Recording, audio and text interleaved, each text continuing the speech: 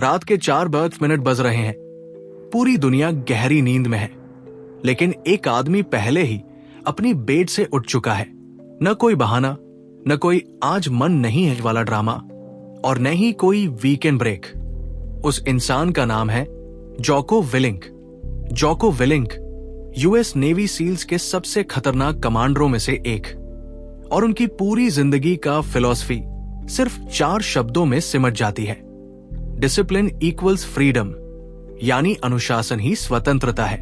Pain point, हम सबको क्या चाहिए? आजादी, अपने समय की आजादी, अपनी सेहत की आजादी, पैसों की आजादी। लेकिन हम इस आजादी को किसके साथ जोड़ देते हैं? कम नियमों और बिना किसी रूटीन के साथ। हम जितना ज्यादा आजाद रहना चाहते हैं, उतना ही ज्यादा अनुशासन से भागते हैं, बिना ये समझे कि हमारी यही लापरवाही हमें आजादी से कोसों दूर और अराजकता के दलदल में धकेल रही है। प्रॉमिस, आज हम डिकोड करने वाले हैं जोको विलिंक की खतरनाक किताब डिसिप्लिन इक्वल्स फ्रीडम। ये कोई आम मोटिवेशनल किताब नहीं है, बल्कि एक डायरेक्ट, बिना किसी चीनी मसाले के तैयार किया गया फील्ड मैनुअल है, जो आपको सिखाएगा कि कैसे असली में अनुशासन आपकी सबसे बड़ी आजादी का एकमात्र रास्ता बनता है। तो चलिए इस मानसिक जंग को शुरू करते हैं। Chapter 1, discipline equals freedom. ये पैराडॉक्स कैसे काम करता है? अनुशासन ही स्वतंत्रता है। ये विरोधाभास कैसे काम करता है?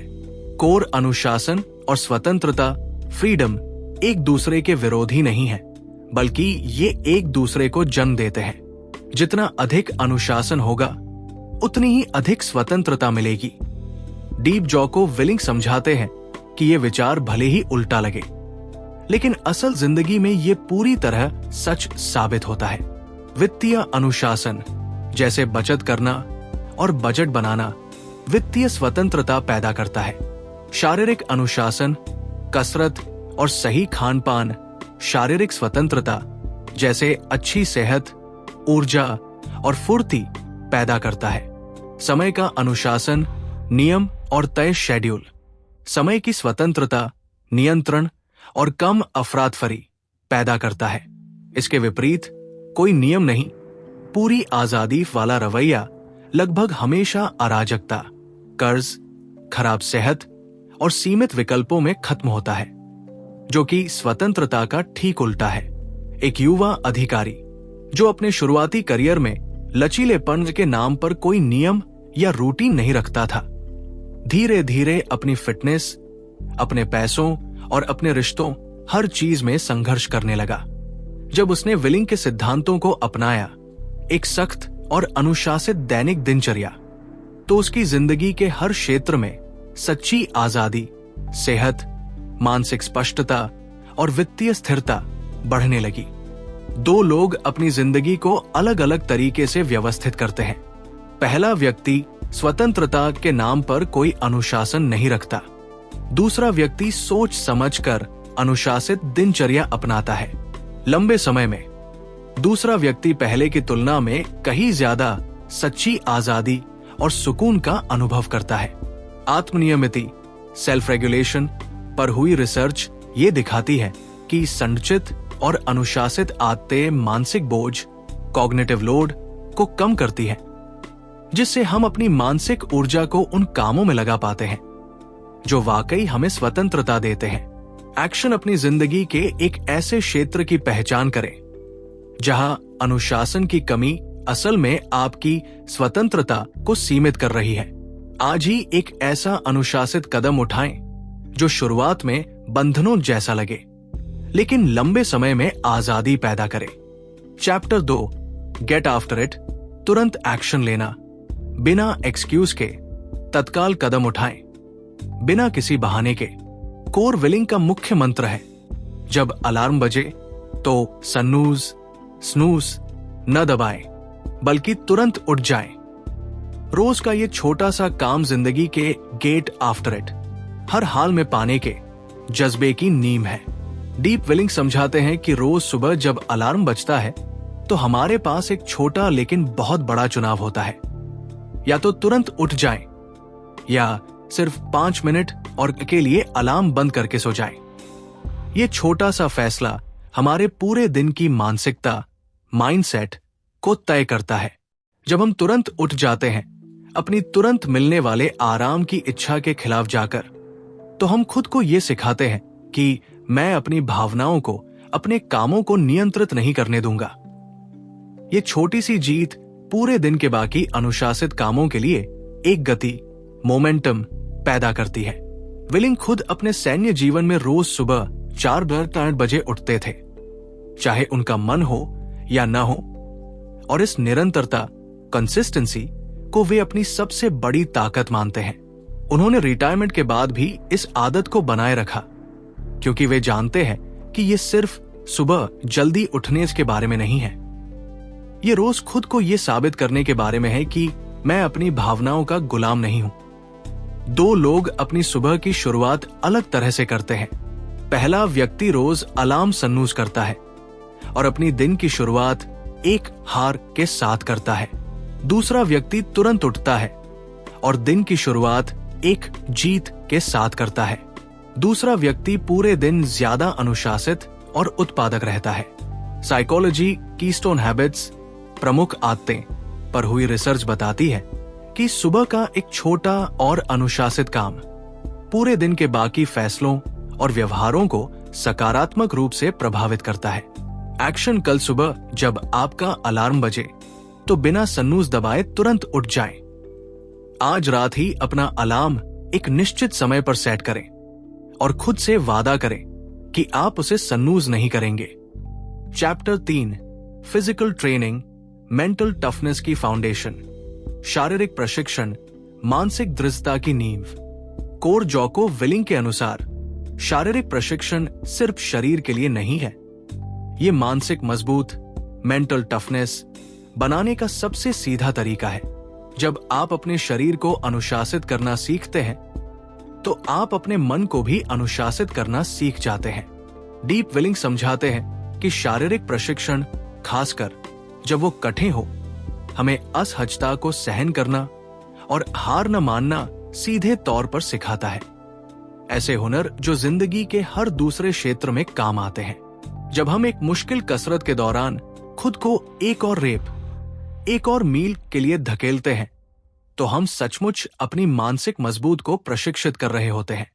एक पेशेवर इंसान जो अपनी मानसिक क्षमता को कमजोर मानता था, जब उसने रोज लगातार और चुनौतीपूर्ण शारीरिक प्रशिक्षण शुरू किया, तो उसने धीरे धीरे महसूस किया कि उसकी मानसिक मजबूत, तनाव संभालना और समय सीमा, डेडलाइंस के बीच शांत रहना भी काफी बेहतर हो रही है, क्योंकि उसका शरीर अब असहजता को सहन करना सीख चुका था। 2 पेशेवर अपनी फिटनेस को अलग अलग तरीके से लेते हैं। पहला व्यक्ति कसरत को वैकल्पिक, ऑप्शनल मानता है। दूसरा व्यक्ति अपने शारीरिक प्रशिक्षण को अपनी मानसिक मजबूत के प्रशिक्षण की तरह देखता है। दूसरा पेशेवर कहीं ज्यादा लचीला और मानसिक रूप से मजबूत होता है। कसरत के विज्ञान पर हुई रिसर्च ये दिखाती है कि नियमित और चुनौतीपूर्ण शारीरिक गतिविधि तनाव को सहने की क्षमता, स्ट्रेस टॉलरेंस और मानसिक दृढ़ता दोनों को बहुत ज्यादा बढ़ा देती है। एक्शन अपने शारीरिक प्रशिक्षण को सिर्फ फिटनेस के लिए नहीं, बल्कि मानसिक मजबूत के प्रशिक्षण के रूप में देखें। आज ही एक छोटी लेकिन चुनौतीपूर्ण शारीरिक गतिविधि करें। भले ही आपका मन न करे, लेकिन खुद को उस हद तक धकेलें। चैप्टर 4, एम्ब्रेस द सक, हार्डशिप को एक्सेप्ट करना, कठिनाइयों को गले लगाना, संघर्ष को स्वीकार करना। कोर जिंदगी में मुश्किलों से बचा नहीं जा सकता।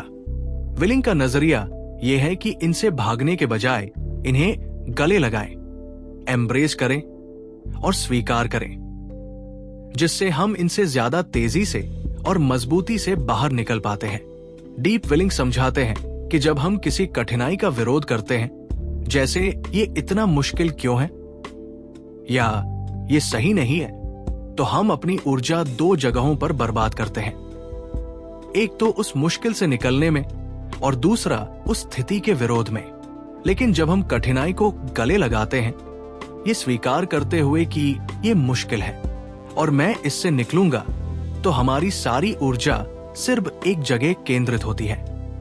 असल में उस मुश्किल से बाहर आने में एक नेवी सील ट्रेनी अपनी सबसे कठिन ट्रेनिंग के दौरान जब विरोध करना छोड़ देता है, ये पानी इतना ठंडा क्यों है, या ये बहुत कठिन है, और सिर्फ इस पल को स्वीकार कर लेता है कि ये मुश्किल है और मैं इसी में हूं, तो उसका अनुभव पूरी तरह बदल जाता है।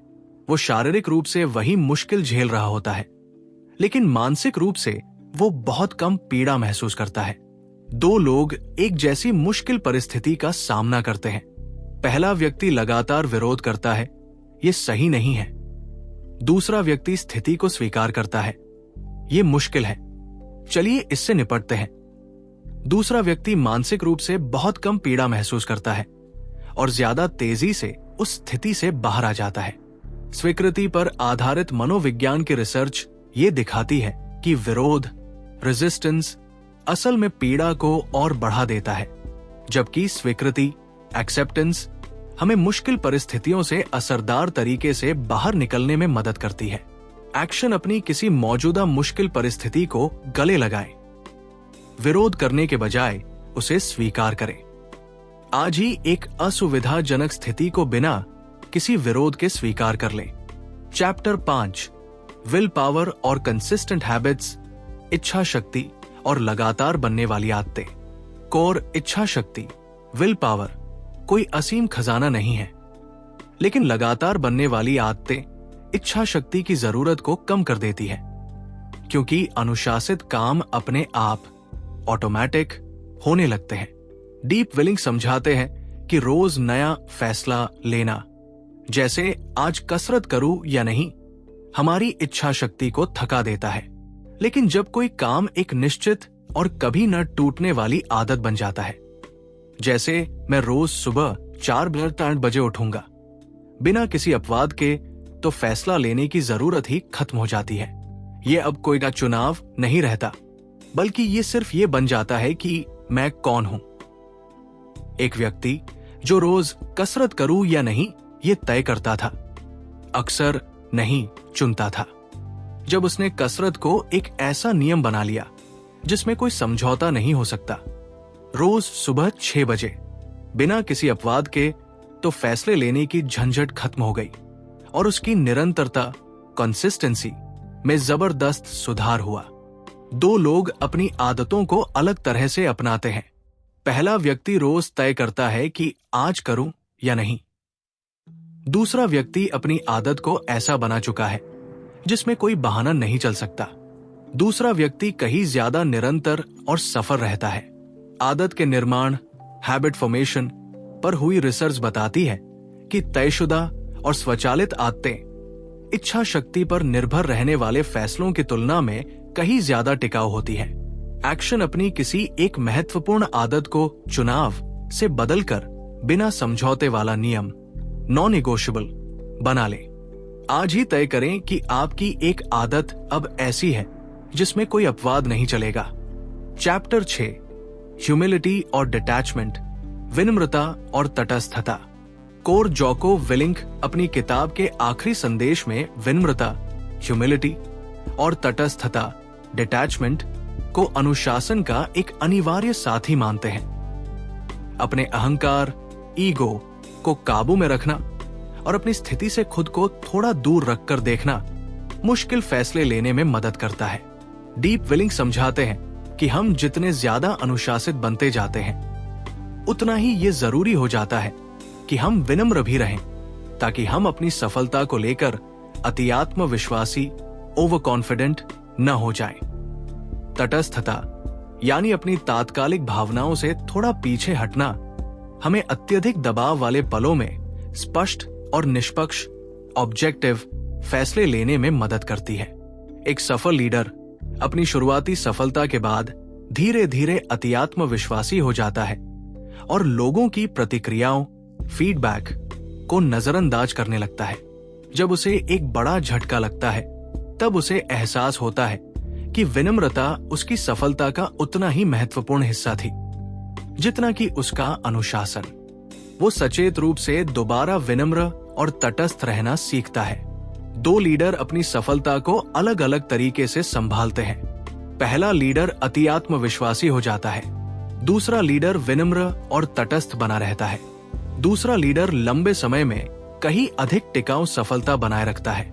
लीडरशिप पर हुई रिसर्च ये दिखाती है कि विनम्रता लंबी अवधि की सफलता और टीम के भरोसे दोनों की एक मजबूत भविष्यवक्ता प्रेडिक्टर है।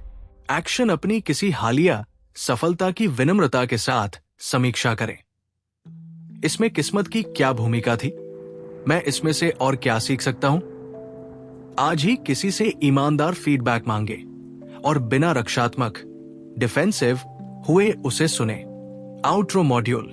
दोस्तों, हमने आज जोको विलिंग की किताब डिसिप्लिन इक्वल्स फ्रीडम के मुख्य सिद्धांतों को समझा। अनुशासन और आजादी का विरोधाभास, गेट आफ्टर इट का जज्बा, शारीरिक प्रशिक्षण से मानसिक मजबूती, कठिनाइयों को गले लगाना, लगातार बनने वाली आदतों की ताकत और विनम्रता का महत्व। इस पूरी किताब का मुख्य संदेश एक लाइन में इस प्रकार है: जितना ज्यादा अनुशासन उतनी ही ज्यादा आजादी। कोई शॉर्टकट नहीं, कोई बहाना नहीं, सिर्फ रोज का लगातार और अनुशासित कदम। यदि ये वीडियो पसंद आया हो तो इसे लाइक करें, अपने दोस्तों और परिवार के साथ शेयर करें, और अगर अभी तक सब्सक्राइब नहीं किया है तो एक्स्ट्राऑर्डिनरी ऑडियो बुक्स को सब्सक्राइब जरूर करें। मिलते हैं अगली किताब के साथ। तब तक के लिए डिसिप्लिन इक्वल्स फ्रीडम, इसे हमेशा याद रखिए। Extraordinary audio books. Host Pankaj Kumar राज।